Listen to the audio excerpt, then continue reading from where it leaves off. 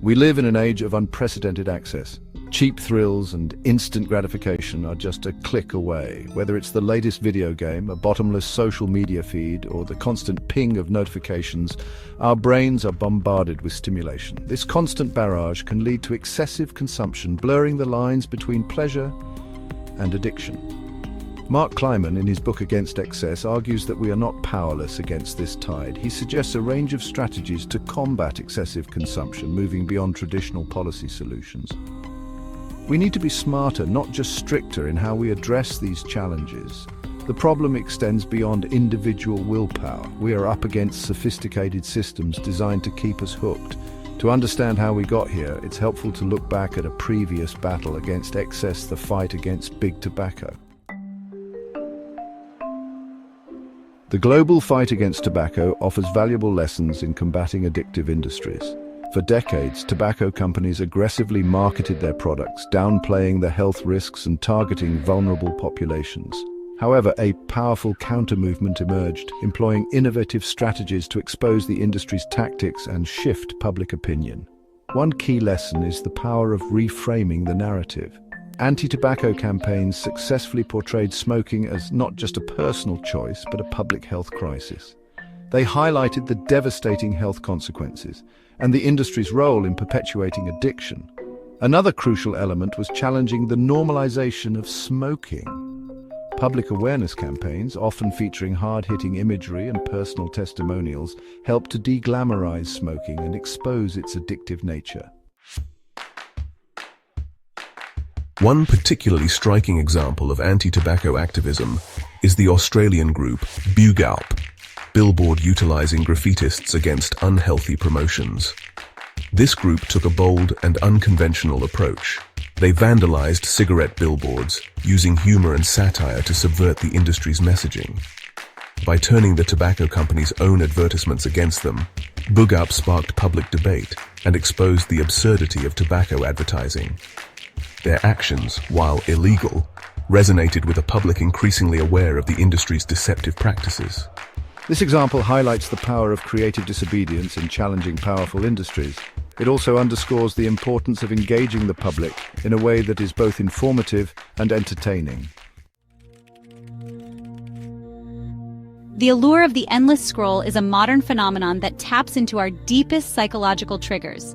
Social media platforms are designed to keep us engaged for as long as possible, using algorithms that learn our preferences and feed us content that we can't resist. This design isn't just about keeping us entertained, it's about maximizing screen time to increase AD revenue. The longer we stay, the more data they collect and the more they can tailor their ads to us.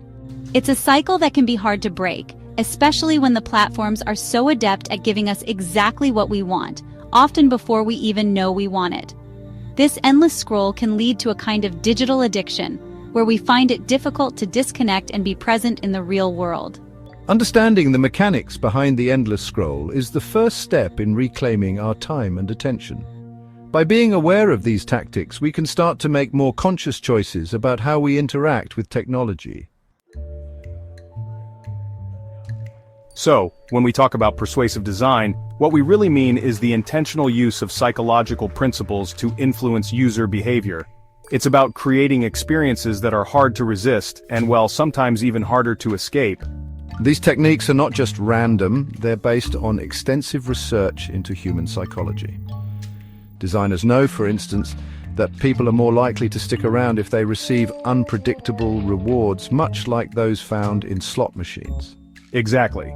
This is often referred to as the variable reward system. It taps into our brain's dopamine pathways, making us crave more and more engagement. And it's not just about keeping users hooked, it's about maximizing their time on the platform. The ethical implications of these practices are significant. While some argue that persuasive design can be used for good, others worry about its potential for exploitation, especially when it comes to vulnerable populations.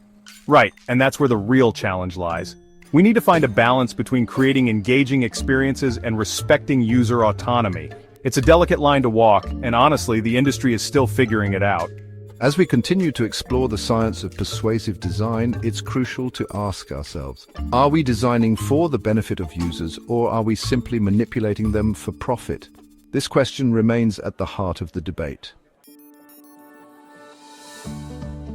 So let's talk about some strategies for a healthier digital diet.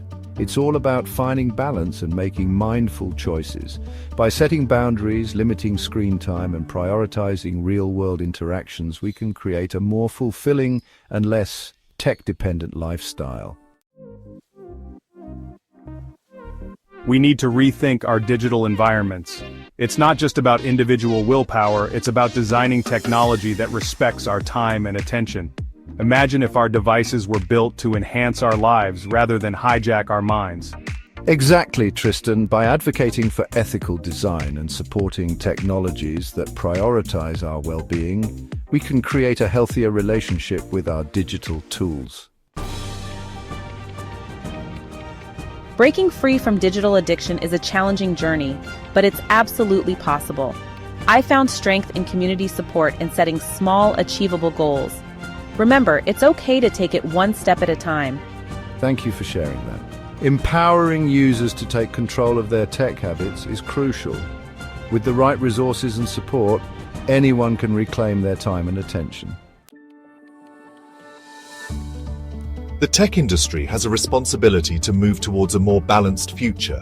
By creating products that promote healthy usage patterns and being transparent about their designs, we can foster a more sustainable digital landscape. Indeed, as we push for these changes, we can look forward to a future where technology serves us rather than the other way around. Together we can make this vision a reality.